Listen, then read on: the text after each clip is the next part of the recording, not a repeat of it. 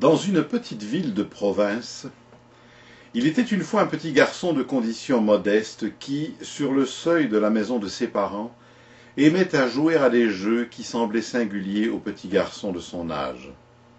Il construisait des ponts, des écluses au bord du trottoir. Or, un certain docteur qui habitait tout en haut de la rue observa cet enfant. Il vit qu'il avait des yeux brillants d'intelligence, et bientôt il prit l'habitude de lui dire bonjour chaque soir en montant chez lui. Parfois, il lui posait des questions auxquelles l'enfant répondait toujours judicieusement. Il s'attacha à lui.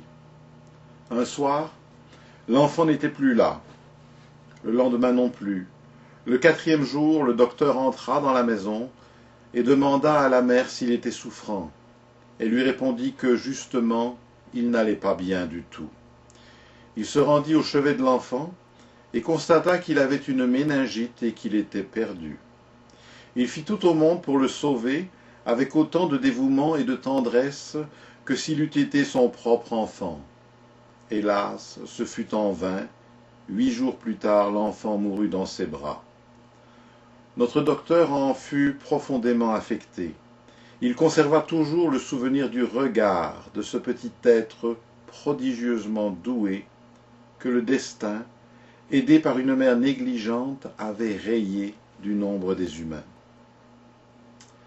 20 ans plus tard, appelé en consultation par un vieux monsieur très malade, le docteur se rendit chez ce dernier. Cela se passait dans une autre ville.